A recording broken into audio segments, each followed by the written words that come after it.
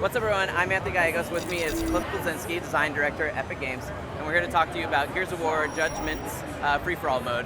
And so, Cliff, I guess, why is it that you guys felt that Gears needed like a free-for-all mode as opposed to the team design that's been in the past? Well, I mean, whenever we propose a new kind of game mode for the multiplayer, everyone's like, oh my god, we can't do that, that's not Gears. And it's like, Gears is what we molded into, right? And we look at kind of the chart of different game modes you can do, and, you know, maybe we could have done CTF or anything like that, but it's like, you know what? You ask your average gamer what they want to do when they get online, and they say they want to shoot some shit.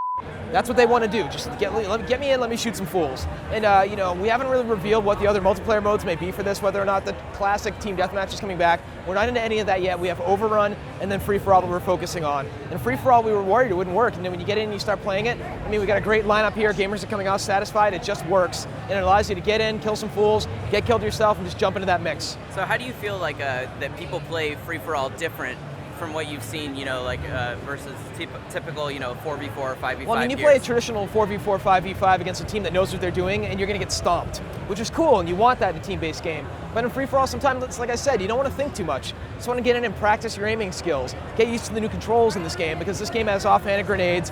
In free-for-all, you actually spawn with a couple medium frag grenades, right? So if you die, it's like, it's not that bad, because you respawn, get some more nades, and jump back in. And you know what, even if you're the most amazing Gears player, you find yourself stuck in a skirmish, if I'm like a crappy player, I can still occasionally catch you with your pants down and chainsaw you from behind.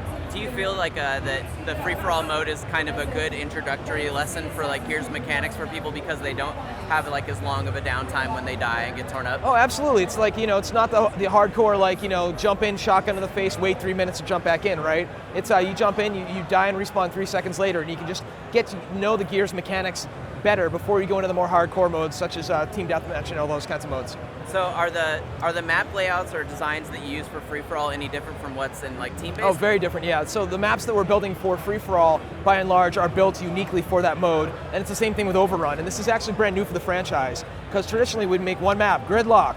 Here's Gridlock, which works with Horde, which works with Beast, which works with Team, it works with everything. Now we're making these maps tailored for the modes, which makes them better maps overall.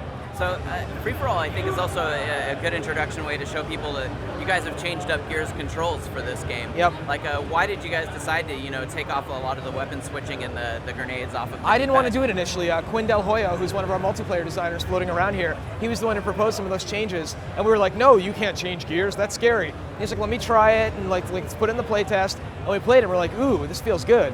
Like, suddenly when I'm playing the campaign, I don't want to have to swap to grenades, I can just blind throw it over, and I wind up getting, I learn the arc, and I get really good at just tossing the grenades between a whole bunch of enemies. Some quick weapon swapping also is great. You can just tap the Y button, you don't have to deal with the clunky D-pad anymore for that.